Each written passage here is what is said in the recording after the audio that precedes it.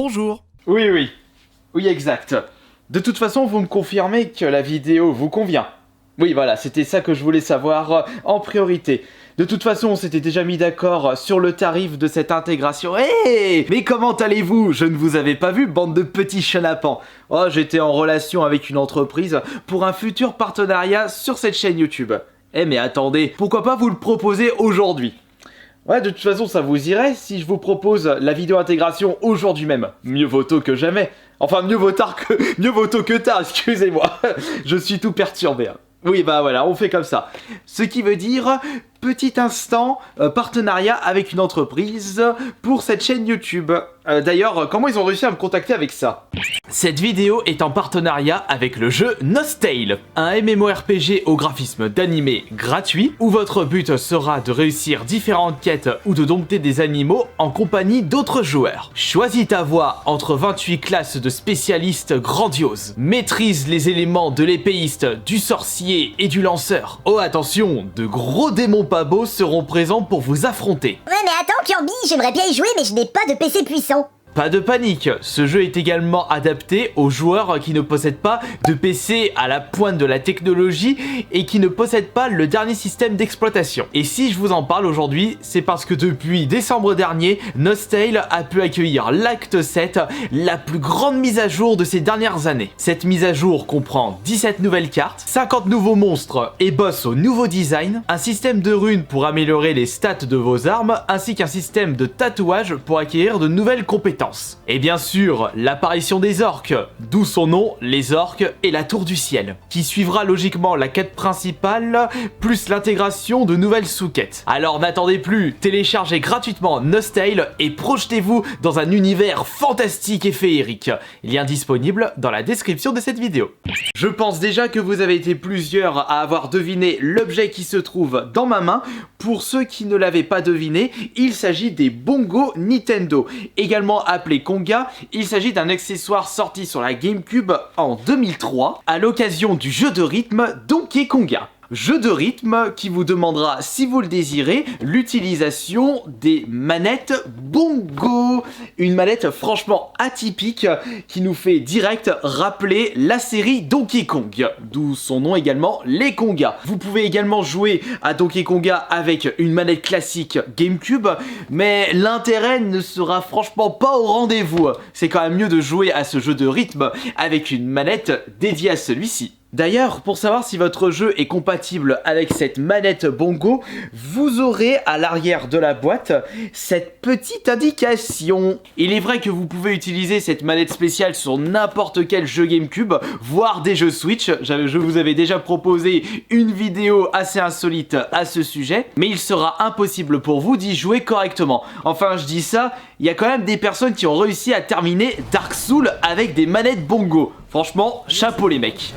Mais pour ce faire, ils avaient dû bidouiller les caractéristiques des bongos afin que le jeu soit un minimum jouable. Mais si vous ne voulez pas faire le moindre bordel sur les manettes bongo et que vous recherchez des jeux compatibles de façon efficace avec cette manette insolite, il vous suffira juste de regarder l'arrière de la jaquette et vous verrez la petite indication qui prouve que vous pourrez utiliser de façon correcte cette manette bongo. D'ailleurs, en parlant de jeux compatibles avec celle-ci, malheureusement ils ne sont qu'au nombre de 4. Nous avons la série des Donkey Konga avec le numéro 1, nous avons également le numéro 2 et également le 3, mais qui était sorti uniquement au Japon. D'ailleurs, petite indication par rapport à Donkey Konga, est-ce que vous saviez que la version américaine et même la version japonaise comporte des musiques qui ne sont pas dans la version européenne de Donkey Konga pour le deuxième opus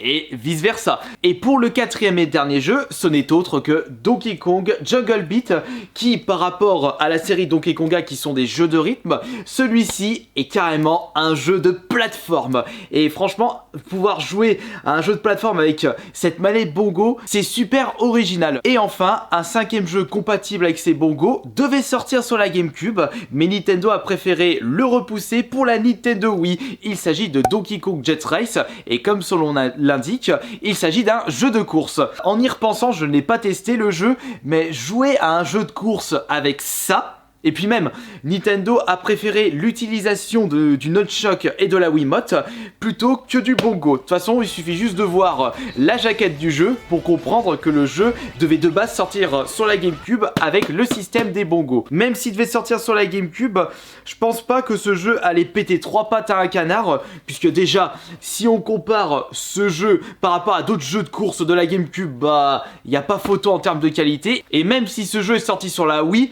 si on compare celui-ci avec Mario Kart ou Sonic All-Star Racing, il ne fait pas du tout long feu. Et pour clôturer cette présentation des bongos, ils n'ont même pas été développés par Nintendo, mais plutôt par Namco, la société à l'origine des Taiko no Tatsujin, puisqu'on retrouve le même principe de gameplay sur Taiko ainsi que sur Donkey Konga. Et d'ailleurs, je ne sais pas si vous avez remarqué ce petit détail là, le premier Taiko était sorti en 2001 sur borne arcade et le premier sur console de salon c'était sur la PS2 en 2002, alors que les bongos c'était en 2003. Et d'ailleurs, je ne sais pas si vous avez remarqué ce petit détail là, mais aucun Taiko n'est sorti sur GameCube. Je pense que Nintendo a dû préciser à Namco de ne pas sortir de Taiko afin d'éviter la concurrence avec les bongos de Donkey Konga. Et puis en plus, sachant que ce jeu est très atypique culture japonaise, je pense pas qu'il aurait pu marcher en Europe à cette époque-là. Et puis avec les bongos et Donkey Kong, on ne pouvait que mieux vendre par rapport à Taiko. Mais bon, ça, on ne le saura jamais. Je précise aux personnes qui ont été un petit peu déçues du précédent test d'accessoires insolites, puisque je ne vous avais pas proposé un gameplay test avec le câble GameCube Game Boy Advance, eh bien je vais combler ceci aujourd'hui avec un petit gameplay des bongos. Et en plus, je ne vais pas choisir n'importe quel jeu, puisque je vais sélectionner le jeu de plateforme qui m'avait été offert par l'un d'entre vous. D'ailleurs, j'ai encore son petit message, c'était de la part de Terminator le Retro Gamer. Il m'avait offert ce jeu lors du Paris Games Week 2019 et comme je te l'avais promis, je vais tester ton jeu à travers cette vidéo avec les bongos de Nintendo. En plus, l'utilisation de ce bongo est super simple puisque vous avez un bouton à gauche, un bouton à droite, le bouton Star et un bouton lorsque vous tapez des mains.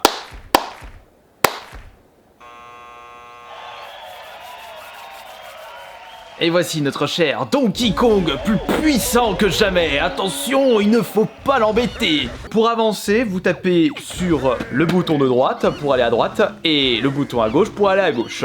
Là, on a vraiment un jeu de plateforme à l'ancienne. Et pour sauter, non, il faut appuyer sur les deux boutons. Hop. Et pour au-dessus, alors faut... Voilà. Pour les actions, il faut taper dans les mains. Et là, il faut tapoter comme un cinglé. Pour le système de combo. Yeah! Quelle force de malade mental! Bon bah voilà, c'était la petite introduction sur comment se joue le Donkey Kong Jungle Beat. Ça, c'est de l'originalité. Bon, après, ils sont peut-être partis un petit peu trop dans l'originalité en tentant de proposer un jeu de course. Allez, vas-y, fonce, fonce, fonce, fonce, fonce. Saute. Et contre les ennemis, alors soit je les écrase, ou alors je peux taper pour attaquer. Hop là. Ah tiens, on a même un système de combo. Peut-être pour avoir plus de points, par contre. Voilà. J'avais dû le jouer qu'une seule fois, celui-là. Et finalement, là, je le redécouvre et... C'est intuitif, c'est marrant. Ça se joue tranquille. Et même, vous en aurez pour... Le jeu ne coûte pas trop cher. Vous pouvez le trouver pour à peu près 15 € en cherchant bien. Attends, ah zut, j'ai oublié de sauter, chiotte. Après, pour les bongos, faudra peut-être compter une vingtaine d'euros plus 10 balles de perte de port parce que, quand même... Oh, qu'est-ce que tu branles là? Oh, les grosses bananes. Ah, là c'est le bonus. Allez. Yeah, 43. Ah bah c'était le final. Comme pour tout jeu, comme pour tout principe, le coup de main à prendre. Alors là, faut que je fasse... Ouais, que j'appuie 2 fois pour faire des sauts contre les murs. Et ya. Et là, on a un ennemi en face. Et là, maintenant. Boum. Quelle puissance. Eh, chope-moi tous les bananes, voyons, Donkey Kong. Oh, s'il te plaît. Faut faire le record. Par contre, avec ce genre de jeu, bah, vous risquez d'avoir un petit peu mal aux mains. Allez, voilà, parfait. Par le pouvoir des champipilles, monte le plus loin possible. Et maintenant, le niveau bonus. Et on rush comme un gros porc pour récupérer le maximum de bananes. Et 53, de 1 de plus, j'aurais pu faire 54. Ouh.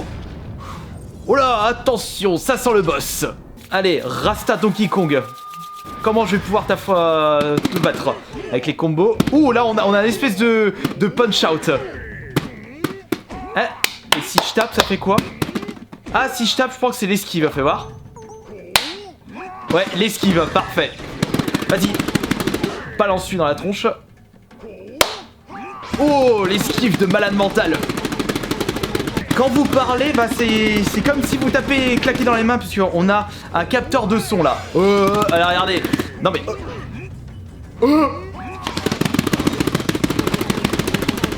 Regarde for you.